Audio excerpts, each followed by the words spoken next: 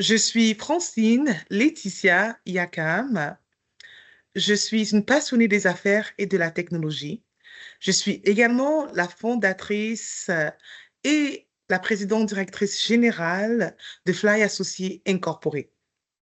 Fly Associés, c'est une entreprise en technologie de l'information, notamment en stratégie de l'intelligence d'affaires, en expansion de l'intelligence artificielle et en gestion de projet, que les projets soient d'ordre TI ou autres.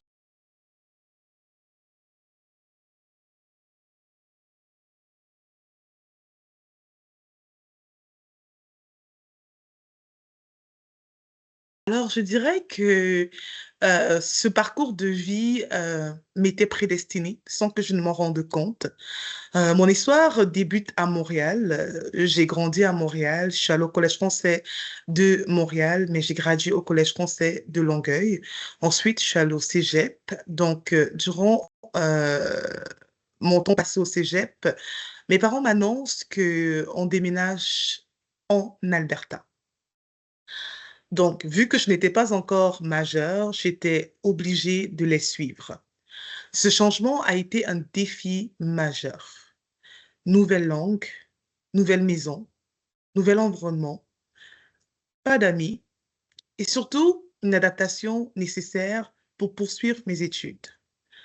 Je ne parle pas anglais, donc mes parents décident de me remettre au secondaire, de me retrograder, bien que j'avais déjà terminé mon secondaire, pour que je puisse apprendre la langue anglaise et me familiariser avec la syntaxe anglaise avant de pouvoir rentrer à l'université. J'ai décidé de m'orienter vers les mathématiques, une discipline universelle et rigoureuse qui m'a ouvert des portes vers l'intelligence d'affaires, l'intelligence artificielle et la gestion de projet.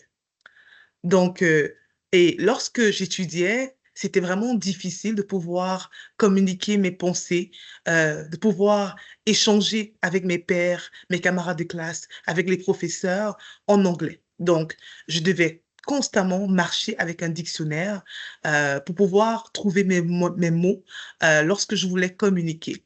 Et ça, c'était dans les années 2008. Donc, j'avais pas encore de cellulaire à cette époque-là, bien que les cellulaires existaient. J'avais pas les moyens de m'offrir un cellulaire. Donc, il n'y avait pas la technologie qui est aujourd'hui. J'avais même pas d'ordinateur portable.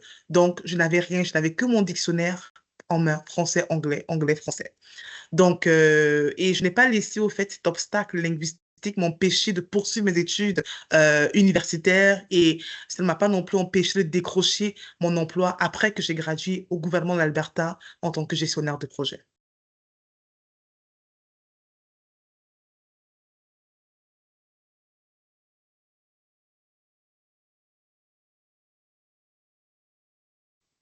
Je commencerai par dire à ces jeunes que chaque défi a été pour moi une leçon d'adaptabilité, de résilience et d'innovation.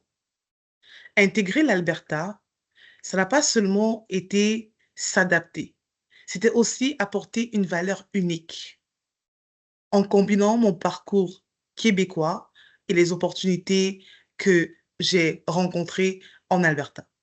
Aujourd'hui, je transmets en fait cette expérience aux jeunes afin de les encourager. Mon conseil aux jeunes anglophones du Québec qui ressentent de l'insécurité linguistique, mais qui souhaitent vraiment apprendre davantage, serait vraiment de transformer au fait cette insécurité en une force d'adaptation et d'apprentissage. Je leur dirais, premièrement, accepter que l'apprentissage est un processus continu. Ne laissez pas la peur de faire des erreurs en français vous freiner. Dans mon parcours, j'ai moi-même dû m'adapter à l'anglais en Alberta, au secondaire et à l'université, et même dans les environnements professionnels tels que le gouvernement de l'Alberta. L'important est d'oser communiquer, même imparfaitement. Je leur dirais également, entourez-vous des francophones qui ne parlent que le français. Je sais que c'est confortable de trouver des personnes qui parlent votre langue maternelle.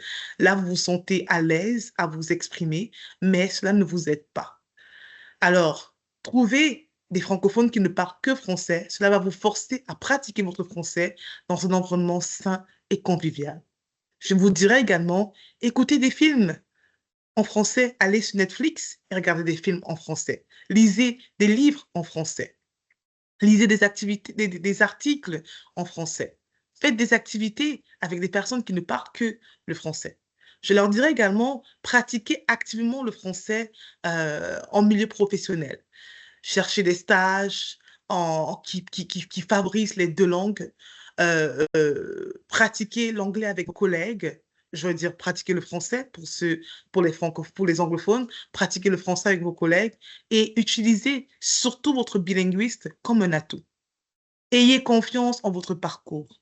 Ayez confiance en ce que la vie vous envoie. La diversité linguistique et culturelle est un moteur d'innovation.